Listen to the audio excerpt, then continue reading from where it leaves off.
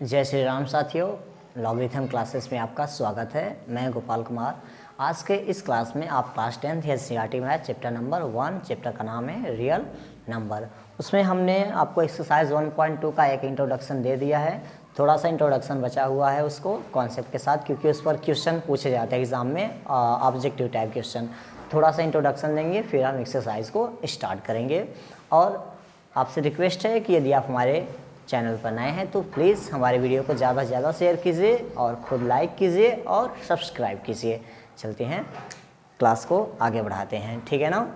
जैसे क्वेश्चन पूछा जाता है, कभी कभी क्वेश्चन पूछा जाता है रेशनल नंबर में अगर हम इरेशनल नंबर दे, इरेशनल नंबर को ऐड कर दें तो ये क्या नंबर दे, क्या नंबर देगा, रेशनल नंबर देगा कि इरेशनल नंबर।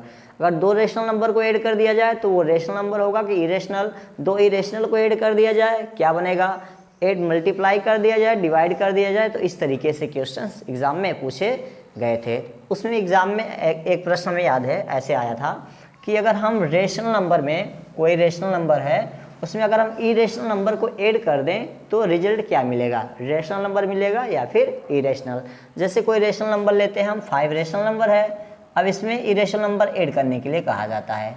जैसे कि हमने ले लिया एक इरेशनल नंबर √3, ये हो गया रेशनल और ये हो गया इरेशनल। तो इसका रिजल्ट क्या मिलेगा, इसका रिजल्ट रेशनल होगा या फिर इरेशनल होगा, ऐसा क्वेश्चन पूछा गया था। ठीक है, तो देखिए ये 5 है, 5 तो 5 है, प्लस √3 की जो वैल्यू होती है 1.732 डॉट डॉट डॉट, ये नॉन टर्मिनेटिंग और नॉन रिपीटिंग होती है। कैसी वैल्यू होती है, नॉन टर्मिनेटिंग और नॉन रिपीटिंग। तो इसमें ऐड करेंगे तो ये मिलेगा 516.732 डॉट डॉट डॉट डॉट ऐसे।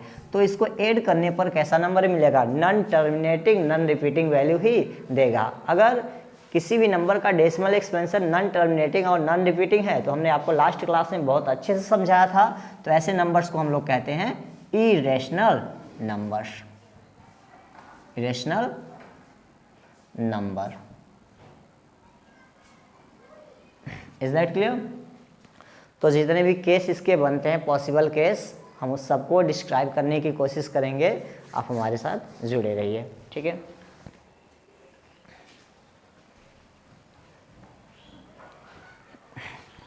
चलिए, अगर हम फर्स्ट केस की बात करते हैं, अगर हम रेशनल नंबर में रेशनल नंबर को ऐड करें तो ये क्या देगा रिजल्ट, वो रेशनल होगा कि इरेशनल नंबर होगा। तो जैसे 2/5 है प्लस 6/5 है। अगर आप देखेंगे डिनोमिनेटर इक्वल है, न्यूमरेटर ऐड हो जाएगा, तो ये दो रेशनल नंबर को ऐड करने पर रेशनल नंबर ही मिलता है, ठीक है ना। तो इसका रिजल्ट क्या बनेगा, रेशनल नंबर ही बनेगा। सेकंड पॉइंट, अगर हम रेशनल नंबर में से रेशनल नंबर को सब्ट्रैक्ट कर दें तो रिजल्ट क्या मिलेगा। जैसे इसी को सब्ट्रैक्ट कर दीजिए, 6/5 माइनस 2/5, तो ये आ जाएगा 4/5। ये भी क्या है, 4/5। This is a rational number. तो रेशनल नंबर, अगर दोनों नंबर सेम हो गए, ये भी दोनों सेम हो गया, क्या हो गया, हो जाएगा। पहले 6/5 है तो लास्ट में भी 6/5 है, तो ये दोनों के दोनों क्या हो जाएगा, कैंसिल हो जाएगा और 0 आएगा। और आपने क्लास 9th में ऑलरेडी पढ़ रखा है, 0 क्या है, 0 एक रेशनल नंबर है, ठीक है ना। आपने पढ़ा था वहाँ पर 0 के बारे में कि 0 रेशनल नंबर है। कैसे 0 रेशनल नंबर है, 0 को हम लिख सकते हैं 0/1। ये हो गया P/Q के फॉर्म का हो गया, और Q की वैल्यू यहाँ पर 0 नहीं है, देखिए Q की वैल्यू 1 है और ये P/Q के फॉर्म का है। 0 और 1 दोनों के दोनों इंटीजर हैं, इस वजह से 0 क्या है, rational number. Is that clear. C option लेते हैं, अगर हम रेशनल नंबर के साथ इरेशनल नंबर ऐड करें तो अभी हमने एग्जांपल बताया ही था कि जैसे 5 है, इसमें √3 ऐड कर दीजिए तो ये इरेशनल नंबर देता है।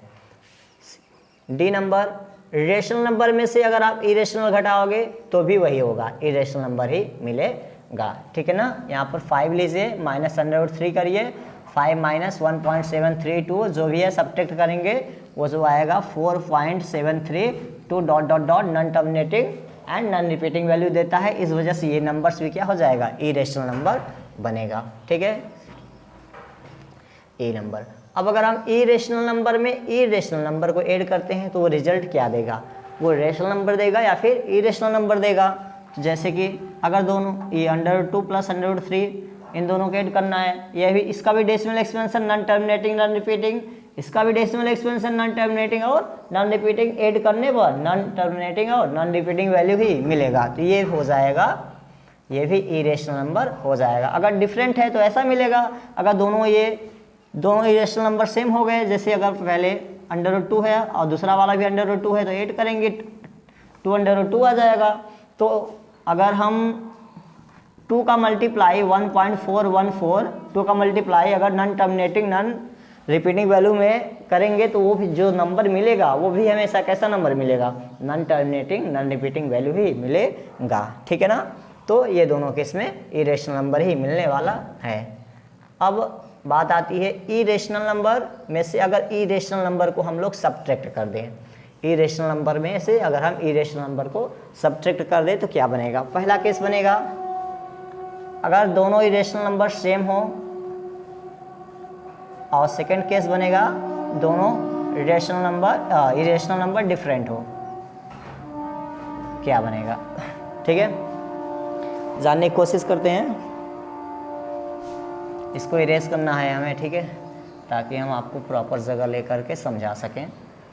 देखिए इरेशनल में से इरेशनल को अगर सेम नंबर हो गया, √2 लिया हमने एक इरेशनल नंबर, इसी में से √2, क्योंकि दोनों को अगर हमें सेम लेना है तो ये हो जाएगा कैंसिल, ये आएगा 0। तो इस केस में जब दोनों इरेशनल नंबर सेम होगा तो इस केस में जो नंबर मिलेगा वो रेशनल बनेगा। 0 क्या है, अभी तो हमने हाल ही में बताया कि ये है आपका रेशनल नंबर। अगर डिफरेंट है तो क्या बनेगा, √3 माइनस √2, हमने डिफरेंट ले लिया। अगर हम किसी non terminating non repeating value में से non terminating non repeating value ही सब्ट्रैक्ट करते हैं तो वो हमेशा जो रिजल्ट मिलता है वो नॉन टर्मिनेटिंग और नॉन रिपीटिंग वैल्यू ही मिलेगा। इस वजह से अगर डिफरेंट वाला केस है तो यहाँ पर हमें इरेशनल नंबर देखने को मिलेगा। ये तो हो गया एडिशन और सब्ट्रैक्शन के इतने ही रूल हैं। आप यहाँ पर ऐसे भी कर सकते हैं, इरेशनल में से रेशनल को सब्ट्रैक्ट करेंगे तब भी इरेशनल। आप इसको इस तरीके से भी राइट कर सकते हैं, ठीक है ना। I माइनस आर करेंगे तो भी यहाँ पर इरेशनल नंबर ही मिलने वाला है। Is that clear. ये हो गया एडिशन और सब्ट्रैक्शन। अब मल्टीप्लिकेशन और डिवीजन पर भी काम कर लिया जाए। जी नंबर, अगर हम रेशनल नंबर में रेशनल नंबर का मल्टीप्लाई करें तो क्या होगा, कर लीजिए। सॉरी, 5/2 में 4/7 का मल्टीप्लाई कर लीजिए। ये भी रेशनल नंबर, ये भी रेशनल नंबर, 2 2 जा 4 कैंसिल हो जाएगा। 10/7, 10/7 क्या है, रेशनल नंबर है, तो ये बनेगा रेशनल नंबर। H नंबर, अगर हम रेशनल नंबर में इरेशनल नंबर का मल्टीप्लाई कर दें तो क्या बनेगा, रेशनल नंबर में इरेशनल नंबर का मल्टीप्लाई करें तो क्या रिजल्ट मिलेगा। जैसे कि 5 आपका रेशनल नंबर है, 5/2 या फिर कुछ भी आप लीजिए, 5 भी तो रेशनल नंबर ही है क्योंकि इसे 5/1 लिख सकते हैं। इसमें इरेशनल का मल्टीप्लाई करना है, √2 का मल्टीप्लाई करिए, 5 multiplied by 1.41 4 dot dot dot ऐसे समथिंग करके जाता है, तो मल्टीप्लाई करने पर जो वैल्यू मिलेगी वो भी non terminating non repeating value मिलती है। तो रेशनल नंबर में इरेशनल का मल्टीप्लाई, या फिर इसी बात को आप ऐसे भी लिख सकते हो, इरेशनल में रेशनल का मल्टीप्लाई करने पर आपको हमेशा इरेशनल नंबर ही मिलेगा। Is that clear. GH हो गया। अब I नंबर, अब अगर हम इरेशनल नंबर को इरेशनल नंबर में ही मल्टीप्लाई कर दें, इरेशनल नंबर को इरेशनल नंबर में ही मल्टीप्लाई कर दें तो इसके लिए 2 केस बनेगा। 2 केस, पहला केस ये बनेगा, पहला केस कि दोनों इरेशनल नंबर सेम हो, दूसरा केस बनेगा अगर इरेशनल नंबर डिफरेंट हो। अगर दोनों इरेशनल नंबर सेम हैं, जैसे √3 पहला लिया और दूसरा भी √3, तो आप मल्टीप्लाई करेंगे, आप देख सकते हैं ये रूट के बाहर आ जाएगा, 3 आएगा। आप 3 को 3/1 लिख सकते हैं, ये P/Q के फॉर्म का है और Q नॉट इक्वल टू 0 है और P और Q दोनों के दोनों इंटीजर है। इस वजह से सेम वाले केस में ये इरेशनल नंबर का मल्टीप्लाई इरेशनल नंबर में करने पर, और जब दोनों इरेशनल नंबर सेम हो तो वो रेशनल नंबर देता है। डिफरेंट वाले केस में √2 पहले ले लीजिए, सेकंड वाला कोई भी इरेशनल ले लीजिए, मान लीजिए 3 लेंगे, ये इसको मल्टीप्लाई करेंगे, √6 आ जाएगा। तो √6 आपको पता है कि ये इरेशनल नंबर है। आई होप कि आपको ये चीज़ें समझ में आगे होगी, यहाँ तक डिवीज़न तक हो गया, ठीक है ना, सॉरी मल्टीप्लिकेशन तक हो गया। अब डिवीज़न की बात करते हैं। डिवीज़न आई तक हुआ था। जे यहाँ पर अगर हम रेशनल नंबर में रेशनल नंबर का भाग दें, डिवाइड कर दें, तो क्या मिलेगा? 5 एक रेशनल नंबर है और यहाँ पर 3 भी रेशनल नंबर है, डिवाइड करेंगे तो ये भी क्या देगा? Rational number. देखिए हमें 5 वाले नंबर से कोई लगाव नहीं है, आप कोई भी नंबर ले सकते हैं, ठीक है। बार बार आप लोग सोच रहे होंगे कि 5 नंबर ही लिखे जा रहे सर, ठीक, तो कुछ भी आप कोई भी नंबर ले लीजिए। तो यहाँ पर हमने क्या किया था, हाँ, तो रेशनल नंबर में रेशनल नंबर का डिवाइड करेंगे, इसका रिजल्ट रेशनल नंबर ही मिलेगा। आई जे के हो गया। अब अगर हम रेशनल नंबर में इरेशनल का डिवाइड कर दें या फिर इरेशनल नंबर में रेशनल नंबर का डिवाइड कर दें, तो रिजल्ट क्या मिलेगा? ऐसे समझिए, रेशनल नंबर 5 को हटा देते हैं भाई, नहीं तो आप लोग 5 के चक्कर में पता नहीं। देखो 8 इरेशनल नंबर लेना है, इरेशनल नंबर के लिए हमने ले लिया यहाँ पर 3, 8/√3 यहाँ पर रेशनल, ये हो गया इरेशनल। तो इसकी जो वैल्यू होगी वो हमेशा इरेशनल नंबर ही देगा, क्योंकि किसी भी नंबर में अगर non terminating non repeating value का डिवाइड करेंगे तो डिवाइड होगा तो होगा कैसे? होगा भी तो वो नॉन टर्मिनेटिंग और नॉन रिपीटिंग वैल्यू ही देगा।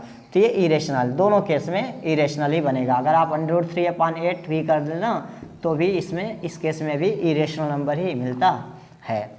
ये हो गया डिवाइड करने वाला काम हो गया। अब एक और केस लेते हैं,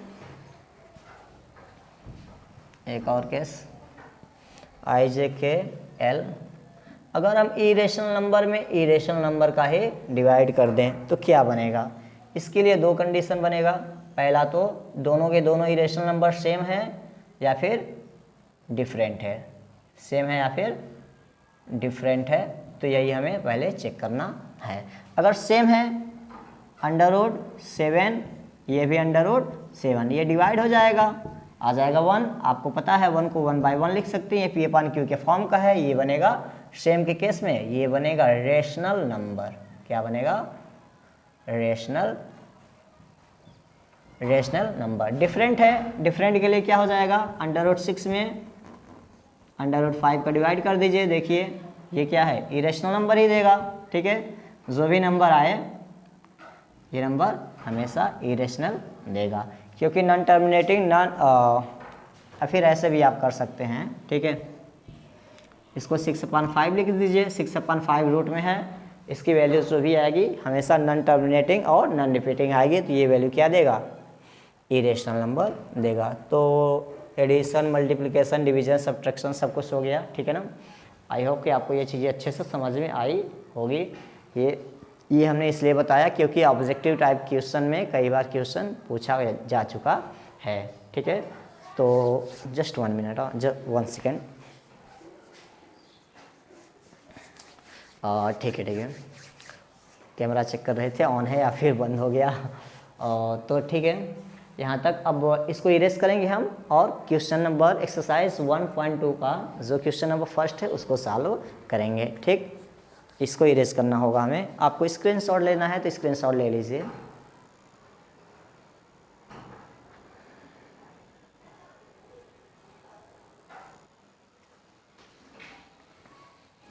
तो क्वेश्चन नंबर पहला है एक्सरसाइज 1.2 का क्वेश्चन नंबर पहला है prove that √5 is irrational number. तो इसको हम प्रूफ करेंगे कैसे? इसको प्रूफ करेंगे हम लोग कंट्राडिक्शन मेथड से। लिखेंगे बाय कंट्राडिक्शन मेथड।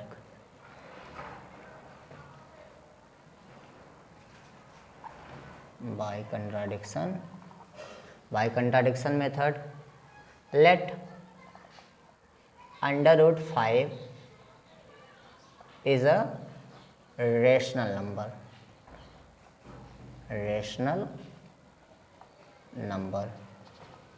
कुछ लोगों के माइंड में आ रहा होगा कि सर ये कंट्राडिक्शन मेथड क्या है। देखिए अगर हमें कोई भी चीज़ें प्रूफ करनी होती है तो उसके जस्ट हम उसके अपोजिट को मान लेते हैं, यही मेथड क्या कहलाता है?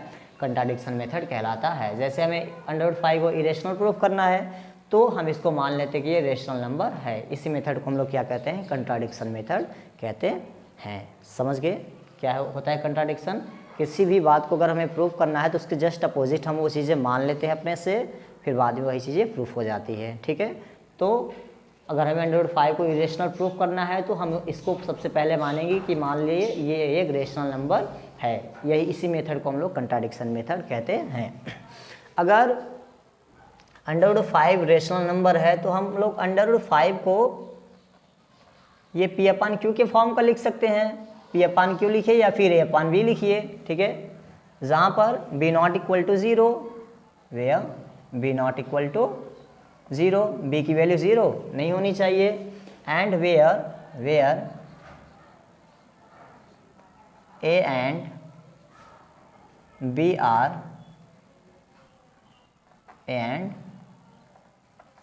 are अब देखिए A और B को प्राइम नंबर भी हो सकते हैं, को कंपोजिट नंबर भी हो सकते हैं। तो को प्राइम नंबर हम यहाँ पर मान लेंगे तो 2-3 स्टेप इजी हो जाएगा। Where A and B are coprime number, उधर जगह चाहिए तो हम यहाँ पर को प्राइम नंबर्स। ठीक है ना, आपको पता होना चाहिए को प्राइम नंबर किसे कहते हैं और को कंपोजिट नंबर किसे कहते हैं। थोड़ा एक्सप्लेन कर देते हैं को प्राइम नंबर और को कंपोजिट नंबर। को प्राइम नंबर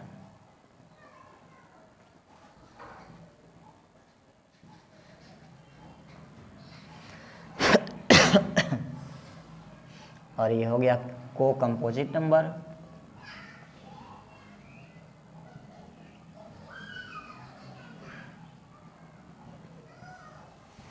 देखिए को प्राइम नंबर्स क्या होते हैं?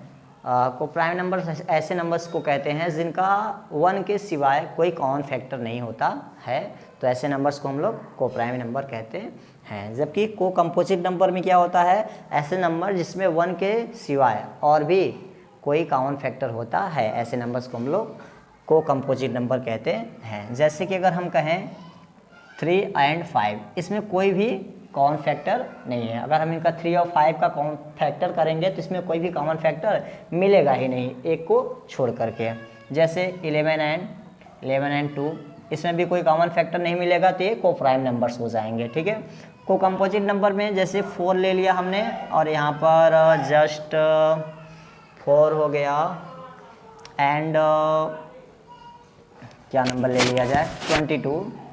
आप देख सकते हैं इन दोनों नंबर्स में क्या है, 2 कॉमन है। इन दोनों नंबर में 2 कॉमन है। ठीक है ना, और जैसे कोई नंबर लेना हो गया 6 हो गया एंड 15, आप इन दोनों में देख सकते हैं 3 कॉमन है। तो ऐसे नंबर्स को कंपोजिट नंबर कहते हैं, ऐसे नंबर को प्राइम नंबर कहते हैं। तो आप यहाँ पर देख सकते हैं इसमें कॉमन फैक्टर 2 मिलेगा, इसमें कॉमन फैक्टर 3 मिलेगा, जबकि इसमें 1 के सिवाय कोई कॉमन फैक्टर नहीं मिलेगा। आपको बातें समझ में आ गई? को प्राइम नंबर क्या होता है, को कंपोजिट नंबर क्या होता है। को प्राइम नंबर में 1 के सिवाय कोई भी कॉमन फैक्टर नहीं मिलेगा आपको, जबकि को कंपोजिट नंबर में 1 के सिवाय कोई और भी कॉमन फैक्टर हमें देखने को मिलता है। Is that clear? तो यहाँ पर हम इरेज कर दिए।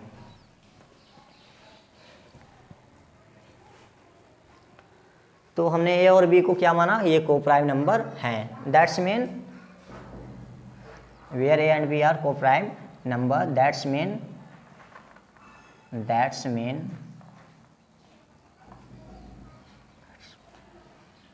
ए and B have no common factor except 1 के सिवाय ए और बी में कोई भी कॉमन फैक्टर नहीं होगा। समझ गए ना? तो यहाँ पर इसको करिए, इसको इक्वेशन 1 मान लेते हैं। स्क्वायरिंग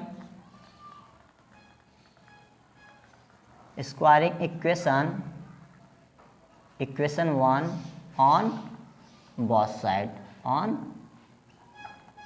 साइड वी हैव जो भी हम लिखना चाहें। ठीक है, तो क्या मिलेगा, अगर स्क्वायर करेंगे तो ये बनेगा √5 का स्क्वायर और ये आएगा A/B का whole square. Just 1 minute just please just 1 second ना, नॉइज़ हो रही है। Okay let's start. ठीक है, यहाँ पर सॉरी एक्चुअली नॉइज़ हो रही थी, नॉइज़ आवाज़ हो रहा था, इस वजह से स्टॉप किए थे थोड़ी देर के लिए। √5 का स्क्वायर हमने यहाँ पर क्या किया, इक्वेशन 1 के बहुत साइड का स्क्वायर कर दिया है। अब यहाँ पर राइट कर रहे हैं हम। √5 का स्क्वायर क्या होगा, 5 होगा, और a/b का स्क्वायर क्या बनेगा, a/b का स्क्वायर बनेगा a²/b² बनेगा। Is that clear? अगर हम चाहें तो इसको ऐसे भी लिख सकते हैं, b² = a²/5। 5 को इस साइड लेकर आएंगे तो डिवाइड में हो जाएगा, b² का मल्टीप्लाई इधर हो जाएगा यहाँ पर। अब आप ये देख सकते हैं कि 5a² को डिवाइड कर रहा है, 5a² को डिवाइड कर रहा है। एक थ्योरम आपको पढ़ाना था, ठीक है, हमने पढ़ाया नहीं, हमने कहा क्वेश्चन के साथ में बता देंगे, क्योंकि वो थ्योरम इतना इंपॉर्टेंट नहीं कि एग्ज़ाम में पूछा जाए, एग्ज़ाम में कभी पूछा नहीं जाता, उसका यूज़ होता है इस क्वेश्चन को प्रूफ करने के लिए। थ्योरम ये होता है कि अगर कोई नंबर p है, अगर वो a² को डिवाइड कर रहा है, अगर कोई नंबर p है a² को डिवाइड कर रहा है, तो यानी कि if p divides a, then if p divides a², then p must be divide a। इसका मतलब समझिए, एक नंबर कोई p है, अगर a² को डिवाइड कर रहा है तो p a को भी डिवाइड करेगा। जैसे एग्जांपल के तौर पर अगर हम लेते हैं, जैसे हमने यहाँ पर एक नंबर ले रखा है, जैसे एग्जांपल के तौर पर हमने लिया 12/3। 12 का स्क्वायर कितना होगा, 144, यहाँ पर 3 है तो इसको डिवाइड करिए, कितना आ जाएगा, 3 4 जा 12, और कितना हो जाए 3 8 जा 24 हो जाएगा, तो आएगा यहाँ पर 48। हमने देखा यहाँ पर 3 12 के स्क्वायर को डिवाइड किया और नंबर दिया 48 दिया। अब ये हमें बताना है 3 क्या 12 को भी डिवाइड करेगा, हाँ 3 जो है 12 को भी डिवाइड करेगा, यही थ्योरम है। ठीक है, अगर कोई नंबर p a² को डिवाइड कर रहा है तो वो p a को भी डिवाइड करेगा। जैसे 3 जो है वो 12 के स्क्वायर को डिवाइड कर रहा है, तो 3 जो है वो 12 को भी डिवाइड करेगा, यही हमें यहाँ पे लिखना है इस बात को। ये थ्योरम अच्छे समझ में आ गया? बहुत खास थ्योरम नहीं है, बस हल्का समझाना था आपको।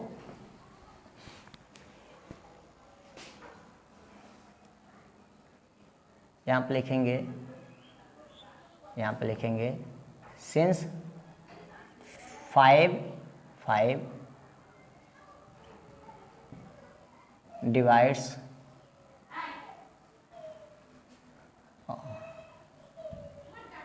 5 is dividing a², therefore 5 must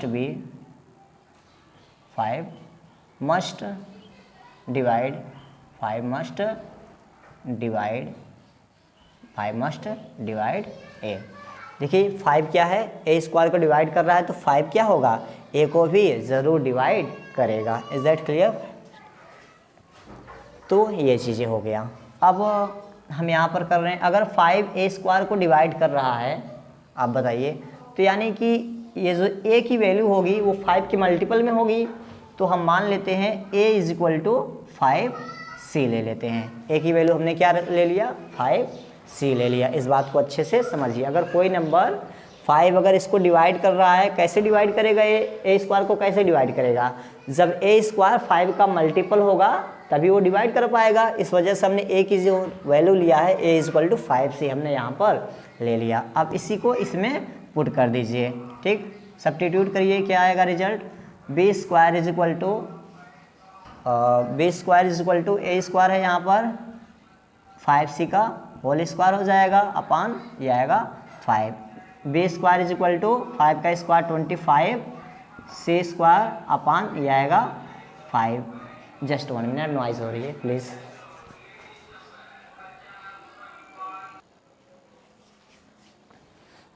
sorry guys, थोड़ी सी नॉइज़ हो रही थी, इस वजह से वीडियो को पोस्ट करना पड़ा। ठीक है, देखिए यहाँ पर बी स्क्वायर कितना हो गया 25c² अपन 5c का स्क्वायर करेंगे 25c² आएगा। 5 से डिवाइड करेंगे, ये किससे कटेगा 5 टाइम्स में ये 5, तो यहाँ पर बनेगा b² = 5c का स्क्वायर। यहाँ पर हो गए।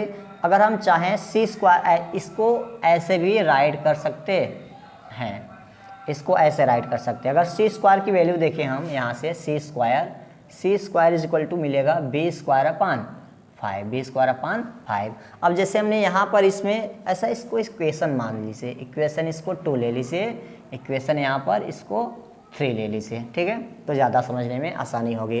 तो जैसे यहाँ पर देखिए 5a² को डिवाइड कर रहा था और 5a को भी डिवाइड कर रहे, 5a² को डिवाइड कर रहा था तो 5a को भी डिवाइड करेगा। उसी तरीके से यहाँ पर है 5b² को डिवाइड कर रहा है यहाँ पे, तो 5b को भी डिवाइड करेगा। Here we can see, here we can see since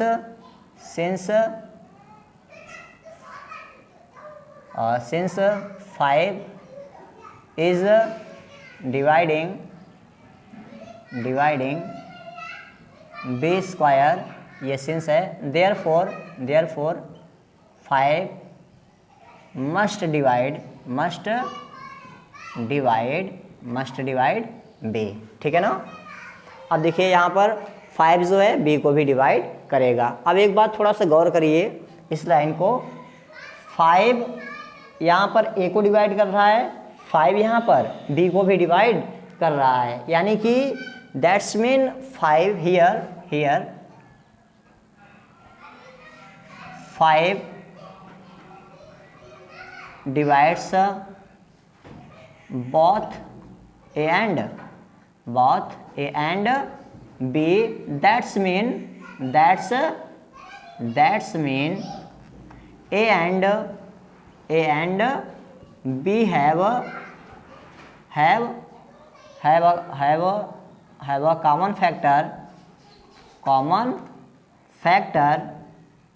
common factor 5। ए और बी क्या है इसके 5, अगर 5 इसको डिवाइड कर रहा है, इसका मतलब 5 इसका इन दोनों का कॉमन फैक्टर बनेगा। जबकि हमने यहाँ पर लिखा था ए and B are coprime number, ए और बी में को प्राइम, अगर ए और बी को प्राइम नंबर हैं तो इसका कोई भी कॉमन फैक्टर नहीं बनना चाहिए एक्सेप्ट 1, लेकिन यहाँ पर ए और बी का 5 कॉमन फैक्टर बन गया है। Is that clear. यहाँ पर लिख दीजिए while a and b are co-prime number।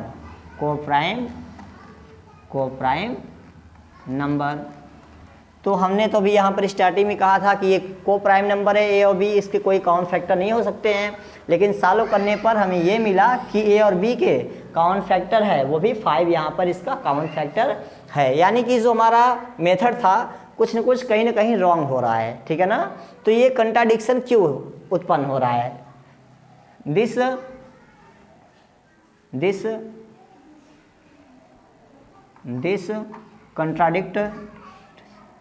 Contradict it use करते हैं, it contradict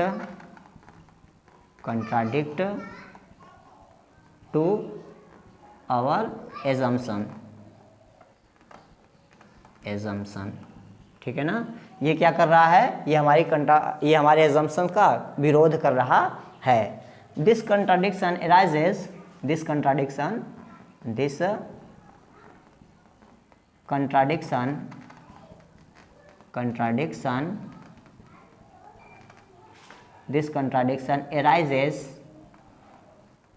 arises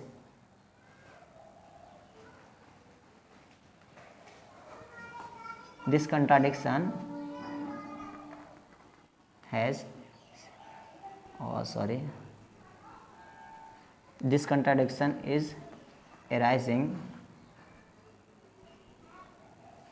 sorry, 1 minute, just it contradiction to our this contradiction arises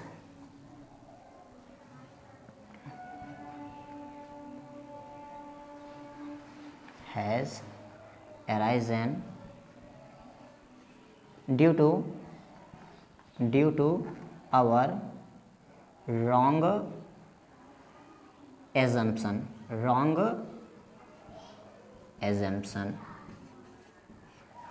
this contradiction has arisen due to our wrong assumption. ये contradiction क्यों उत्पन्न हुआ है? हमारी wrong assumption के कारण उत्पन्न हुआ है।